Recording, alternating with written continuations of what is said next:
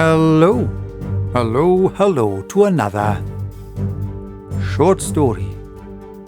Today, we're gonna dive deep into the occult with Clark Ashton Smith's An Offering to the Moon. One of Ashton Smith's earlier short stories, and like much of his work, it blends archaeological adventure with a slow descent into cosmic madness. An ancient civilization in the South Seas, the lost continent of Mu, a dark secret, and crossing the line between reality and, well, what lies beyond. It's essentially what happens when a hobbyist's obsession with ancient history goes from enthusiastic to ritualistic. An early weird tale that some call a proto-template for what would eventually become the Zothique cycle, even though Ashton Smith didn't start the Zothique and Hyperborea stories until roughly 15 to 18 years later. Still, An Offering to the Moon shares a lot of the same DNA.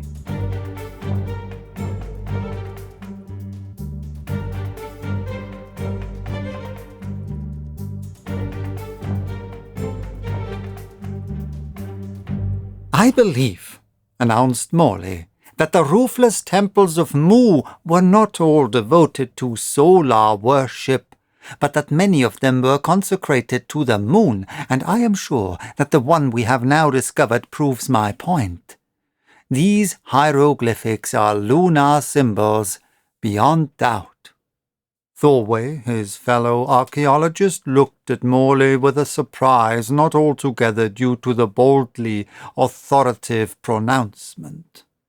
He was struck anew by the singularity of Morley's tones and expression.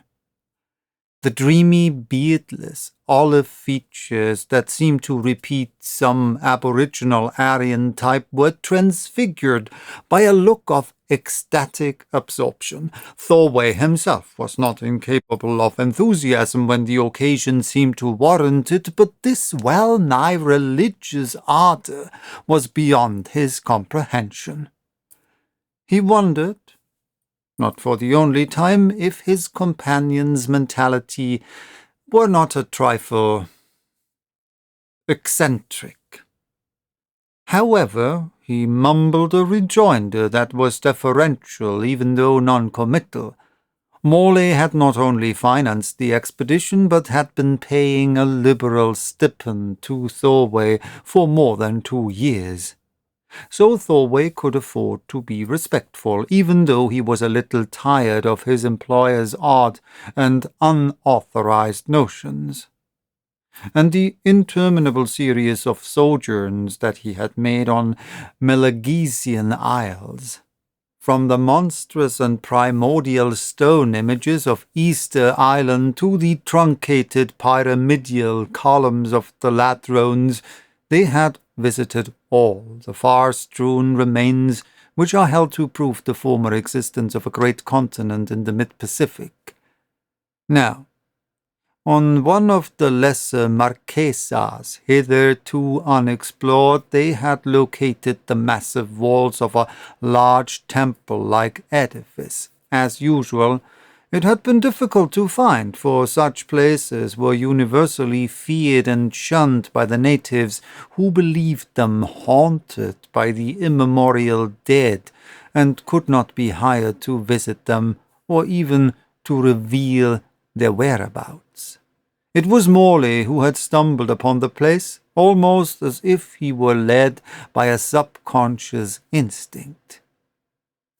Truly they had made a significant discovery, as even Thorway was compelled to admit, except for a few of the colossal topmost stones which had fallen or splintered away.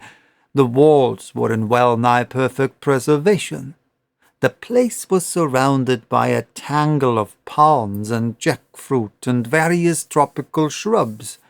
but somehow none of them had taken root within the walls. Portions of paved floor were still extant, amid centurial heaps of rubble. In the center was a huge square block rising 4 feet above the ground level, which might well have served as an altar. It was carved with rude symbols which appeared to represent the moon in all its digits, and was curiously grooved across the top from the middle to one side with a trough that became deeper toward the edge. Like all other buildings of the sort, it was plain that the temple had never supported a roof. "Yes, the symbols are undoubtedly lunar," admitted Thorway. "Also," Morley went on, "I believe the rites of human sacrifice were performed in these temples. Oblations of blood were poured not only to the sun, but to the moon." "The idea is maintainable, of course," rejoined Thorway. "Human sacrifice was pretty widespread at certain stages of evolution. It may well have been practiced by the people who built this edifice." Morley did not perceive the dryness and formality of his confrère's assent. He was preoccupied with feelings and ideas, some of which could hardly have been the natural result of his investigation. Even as in visiting many others of the ancient remains he had been troubled by a nervous agitation, which was a compound of irresolute awe and terror, of nameless, eager fascination and expectancy.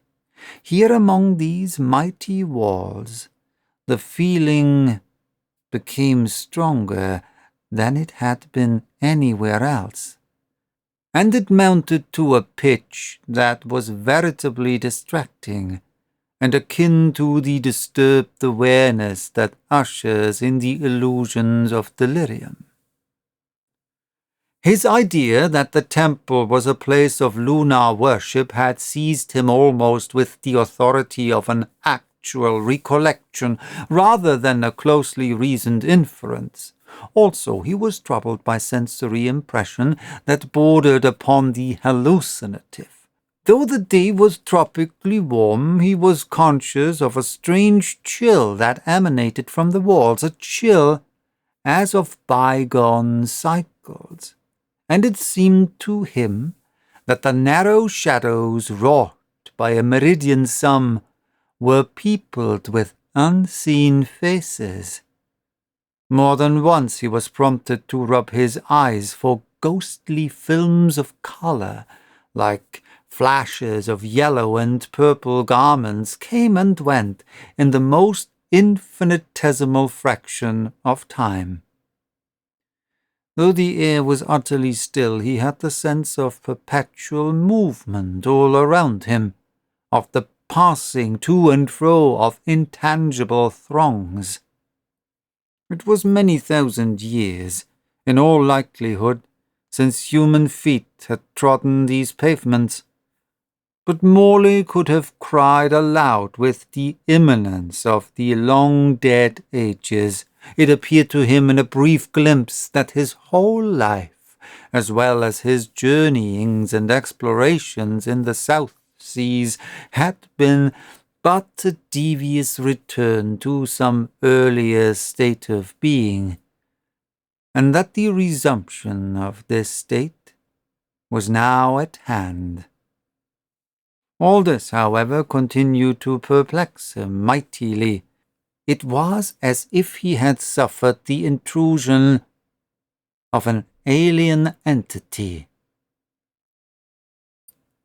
He heard himself speaking to Thorway, and the words were unfamiliar and remote, as if they had issued from the lips of another. "They were a joyous and childlike race, those people of Mu," he was saying, "but not altogether joyous, not wholly childlike. There was a dark side, and a dark worship, the cult of dead and night personified by the moon, whose white implacable, frozen lips were appeased only by the warm blood that flowed upon her altars. They caught the blood in goblets as it ran from the stone grooves. They raised it aloft, and the goblets were swiftly drained in mid-air by the remote goddess, as if the sacrifice had proven acceptable. "But how do you know all this?" Thorway was quite amazed, no less by his companion's air than by the actual words. Morley, he thought, was less like a modern, everyday American than ever. He remembered inconsequently how all the natives of the various island groups had taken to Morley with an odd friendliness, without the reserve or suspicion often accorded to other white men. They had even warned Morley against the guardian spirits of the ruins, and they did not always trouble to warn others. It was almost as if they regarded him as being in some manner akin to themselves. Thorway wondered, though he was essentially unimaginative. "I tell you, I know," Morley said, as he walked up and down beside the altar. "I have seen." His voice trailed off in a frozen whisper, and he seemed to stiffen in every limb and stood still as with some momentary catalepsy. His face grew deadly pale. His eyes were set and staring. Then, from between rigid lips, he uttered the strange words, "Ralu Muvasa Tan," in a monotonous, hieratic tone, like a sort of invocation. Morley could not have told what it was that he felt and saw in that moment. He was no longer his own unwonted self, and the man beside him was an unheeded stranger. But he could remember nothing afterwards, not even the odd vocals he had uttered, whatever his mental experience may have been. It was like a dream that fades instantly when one awakens. The moment passed. The extreme rigidity left his limbs and features, and he reassumed his interrupted pacing. His confrère was staring at him in astonishment not unmingled with solicitude. "Are you ill? The sun is pretty hot today, and one should be careful. Perhaps we had best return to the schooner." Morley gave a mechanical assent and followed Thorway from the ruins towards the seashore, where the schooner they had used in their voyaging was anchored in a little harbour less than a mile distant. His mind was full of confusion and darkness. He no longer felt the queer emotions that had seized him beside the altar, nor could he recall them otherwise than dimly. All the while he was trying to recollect something which lay just below the rim of memory, something very momentous, which he had forgotten long, long ago. Lying in a cane couch beneath an awning on the schooner's deck, Morley drifted back to his normal plane of consciousness. He was not unwilling to accept Thorway's suggestion that he had suffered a touch of sun among the ruins. His ghostly sensations, the delirium-like approach to a state of awareness which had no relation to his daily life, were now unlikely and unreal. In an effort to dismiss them altogether, he went over in his mind the whole of the investigative tour he had undertaken, and the events of the years preceding it. He remembered his youthful luctations against poverty, his desire for that wealth and leisure which alone makes possible the pursuit of every chimera, and his slow but accelerative progress when once he had acquired a modicum of capital and had gone into business for himself as an importer of Oriental rugs. Then he recalled the chance inception of his archaeological enthusiasm, the reading of an illustrated article which described the ancient remains on Easter Island. The insoluble strangeness of these little-known relics had thrilled him profoundly, though he knew not why, and he had resolved to visit them some day. The theory of a lost continent in the Pacific appealed to him with an almost intimate lure and imaginative charm. It became his own particular chimera, though he could not have traced to their psychical origin the feeling behind his interest. He read everything procurable on the subject, and as soon as his leisure permitted he made a trip to Easter Island. A year later, he was able to leave his business indefinitely in the hands of an efficient manager. He hired Thorway, a professional archaeologist with much experience in Italy and Asia Minor, to accompany him, and purchasing an old schooner manned by a Swedish crew and captain, he had set out on his long, devious voyage among the islands. Going over all this in his thoughts, Morley decided that it was now time to return home. He had learned all that was verifiable regarding the mysterious ruins. The study had fascinated him as nothing else in his life had ever done, but for some reason his health was beginning to suffer. Perhaps he had thrown himself too assiduously into his labors. The ruins had absorbed him too deeply. He must get away from them, must not risk a renewal of the queer, delusory sensations he had experienced. He recalled the superstitions of the natives and wondered if there were something in them. After all, if unwholesome influences were attached to those primeval stones. Did ghosts return, or linger from a world that had been buried beneath the waves of unknown ages? Damn it. He had almost felt at times as if he were some sort of revenant himself.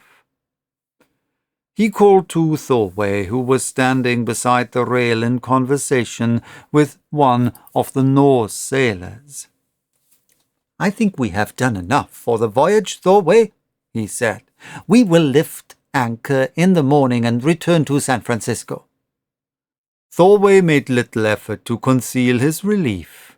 He did not consider the Polynesian Isles a very fruitful field for research. The ruins were too old and fragmentary. The period to which they belonged was too conjectural and did not deeply engage his interest. "I agree," he rejoined. "Also, if you will pardon me for saying it, I don't think the South Sea climate is one of ideal salubriousness. I've noticed occasionally indispositions on your part for some time past." Morley nodded in a weary acquiescence. It would have been impossible to tell Thorway his actual thoughts and emotions. The man was abysmally unimaginative. He only hoped that Thorway did not think him a little mad, though, after all, it was quite immaterial. The day wore on, and the swift purpureal darkness of eventide was curtailed by the rising of a full moon, which inundated sea and land with warm, ethereous quicksilver. At dinner, Morley was lost in a taciturn abstraction, and Thorway was discreetly voluble, but made no reference to the late archaeological find. Swenson, the captain who ate with them, maintained a monosyllabic reticence even when he was told of the proposed return to San Francisco.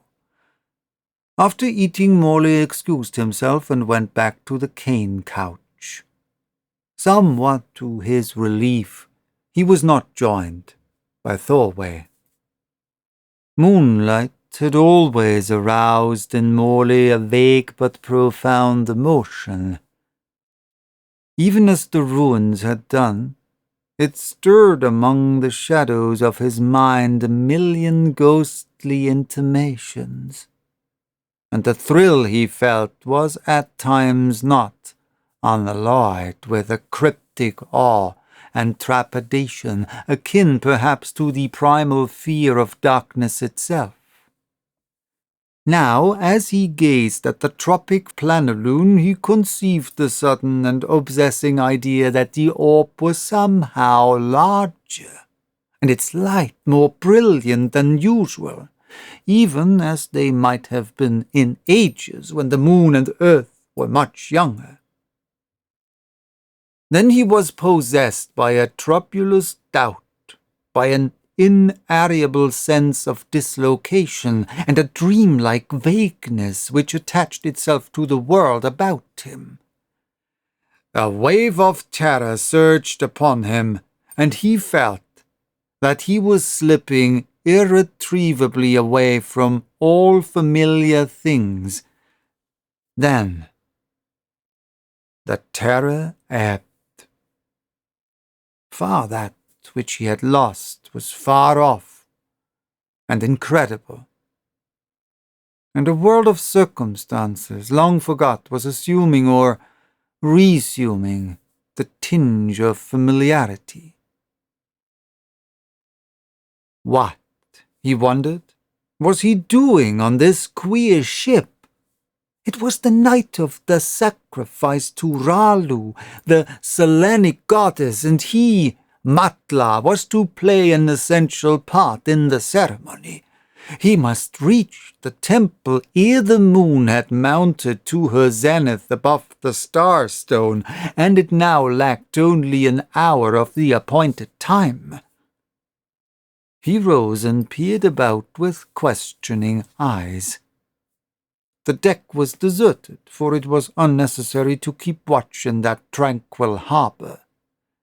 Swenson and the mate were doubtless drinking themselves to sleep as usual. The sailors were playing their eternal whist and Pedro, and Thorway was in his cabin, probably writing a no less eternal monograph on Etruscan tombs.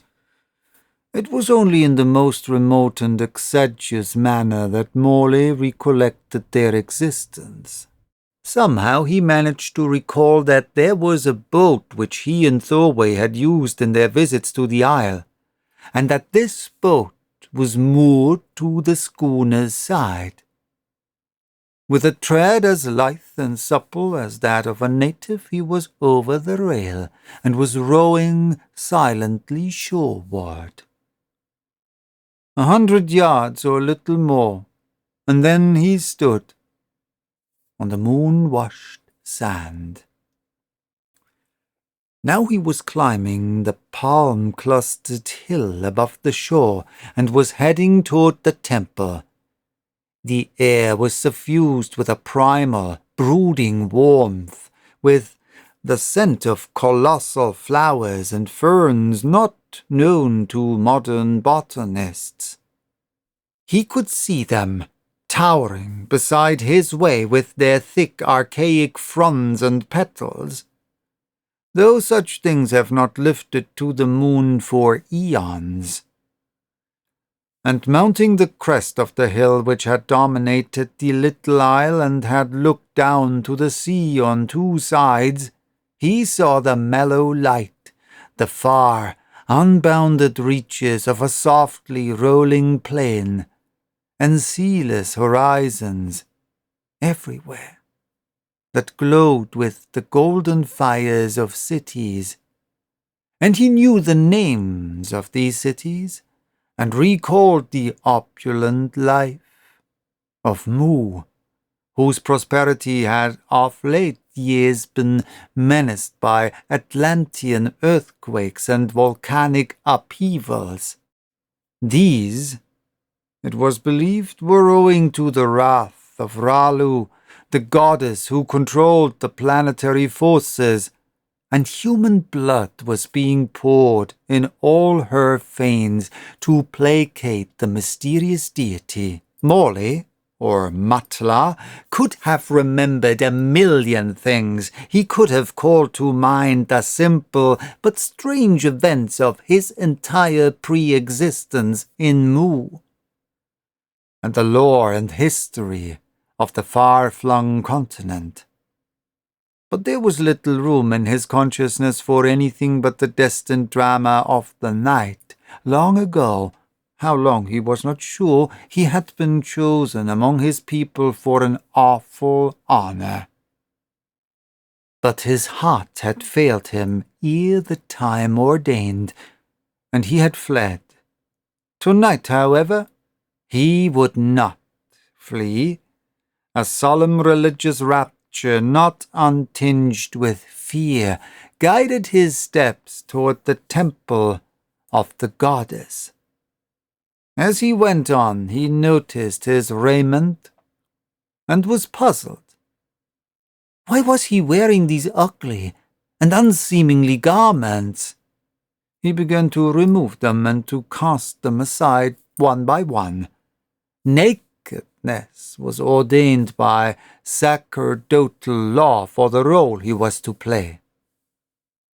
He heard the soft, voweled murmur of voices about him, and saw the multicolored robes of gleaming amber flesh of forms that flitted among the archaic plants.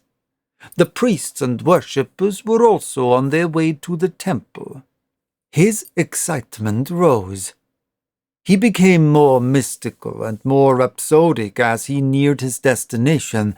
His being was flooded by the superstitious awe of ancient man, by the dreadful reverence due to the unknown powers of nature.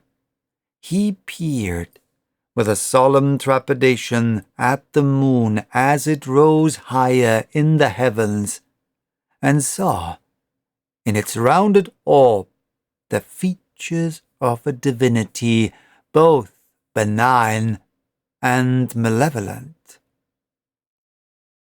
Now he beheld the temple looming whitely above the tops of Titan fronds. The walls were no longer ruinous. Their fallen blocks were wholly restored. His visit to the place with doorway was dim as a fever fantasy, but other visits during his life as Matla and ceremonials of the priests of Ralu, which he had once beheld, were clear and immediate in his memory. He knew the faces he would see and the ritual wherein he would participate. He thought mostly in pictures, but the words of a strange vocabulary were ready for his recollection, and phrases drifted through his mind with unconscious ease, phrases that would have seemed unintelligible gibberish an hour before. Matla was aware of the concentrated gaze of several hundred eyes as he entered the great roofless fane. The place was thronged with people whose round features were of a pre-Aryan type, and many of the faces were familiar to him, but at that moment all of them were parcel of a mystic horror, and were awesome and obscure as the night. Nothing was clear before him, save an opening in the throng which led to the altar stone around which the priests of Ralu were gathered, and wherein Ralu herself looked down in relentless, icy splendor from an almost vertical elevation. He went forward with firm steps. The priests, who were clad in lunar purple and yellow, received him in an impassive silence. Counting them, he found that there were only 6, instead of the usual 7. One there was among them who carried a large, shallow goblet of silver. But the seventh, whose hand would lift the long and curving knife of some copperish metal, had not yet arrived. Thorway had found it curiously hard to apply himself to the half-written monograph on Etruscan tombs. An obscure and exasperating relentlessness finally impelled him to abandon his wooing of the reluctant muse of archaeology. In a state of steadily mounting irritation, wishing that the bothersome and unprofitable voyage were over, he went on deck. The moonlight dazzled him with his preternatural brilliance, and he did not perceive for a few moments that the cane couch was empty. When he saw that Morley was gone, he experienced a peculiar mixture of alarm and irritation. He felt sure that Morley had not returned to his cabin. Stepping to the schooner's shoreway side, he noted with little surprise the absence of the moored boat. Morley must have gone ashore for a moonlight visit to the ruined temple, and Thorway frowned heavily at this new presumptive evidence of his employer's eccentricity and aberration. An unwonted of responsibility, deep and solemn, stirred in him. He seemed to hear an inward injunction, a half-familiar voice bidding him to take care of Morley. This unhealthy and exorbitant interest in a more than problematic past should be discouraged, or at least supervised. Very quickly he made up his mind as to what he should do. Going below, he called two of the Swedish sailors from their game of Padro and had them row him ashore in the ship's dinghy. As they neared the beach, the boat used by Morley was plainly visible in the plumy shadow of a clump of seaward-leaning palms. Thorway, without offering any explanation of his purpose in going ashore, told the sailors to return to the ship. Then, following the well-worn trail toward the temple, he mounted the island slope. Step by step he went on. He became aware of a strange difference in vegetation. What were these monstrous ferns and primordial-looking flowers about him? Surely it was some weird trick of the moonlight, distorting the familiar palms and shrubs. He had seen nothing of the sort in his daytime visits, and such forms were impossible anyway. Then, by degrees, he was beset with terrible doubt and bewilderment. There came to him the ineffably horrifying sensation of passing beyond his proper self, beyond all that he knew as legitimate and verifiable. Fantastic, unspeakable thought, alien, abnormal impulses thronged upon him from the sorcerer's glare of the effulgent moon. He shuddered at repellent but insistent memories that were not his own, at the ghastly compulsion of an unbelievable command. What on earth was possessing him?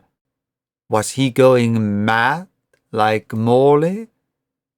The moon-bright isle was like some bottomless abyss of nightmare fantasy into which he sank with nightmare terror. He sought to recover his hard materialistic sanity, his belief in the safe literality of things. Then, suddenly, and without surprise, he was no longer Thorway. He knew the real purpose for which he had come ashore, the solemn rite in which he was to play an awful but necessary part. The ordained hour was near.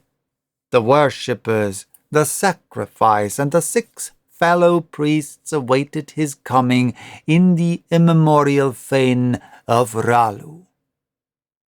Unassisted by any of the priests, Matla had stretched himself on the cold altar.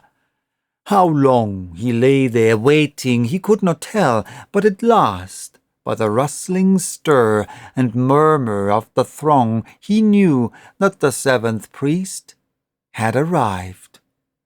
All fear had left him, as if he were already beyond the pain and suffering of earth, but he knew, with all precision, well nigh real as physical sight and sensation, the use which would be made of the copperish knife and the silver goblet.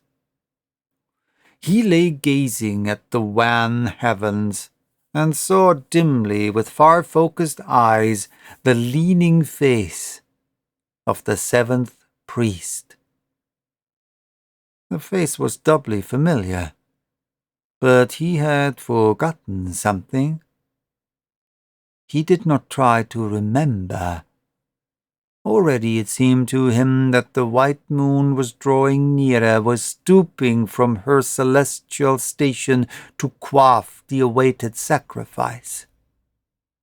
Her light blinded him with unearthly fulgor, but he saw dimly the flash of the falling knife ere it entered his heart. There was an instant of tearing pain that plunged on and on through his body as if its tissue were a deep abyss. Then a sudden darkness took the heavens and blotted out the face of Ralu. And all things, even pain, were erased for Matla by the black mist of an eternal nothing. Svensson and the sailor, looking about for the archaeologists, were horrified from their stolidity by the stains of newly dried blood that lined the great grove in the altar block to its edge. They summoned the remainder of the crew. A day-long search of the little island, however, was without result. The natives knew nothing of the whereabouts of Morley and Thorway, and were queerly reticent even in avowing their ignorance. There was no place where the two men could have hidden themselves, granting that they had any reason for a procedure so peculiar. Svensson and his men gave it up. If they had been imaginative, it might have seemed to them that the archaeologists had vanished bodily into the past.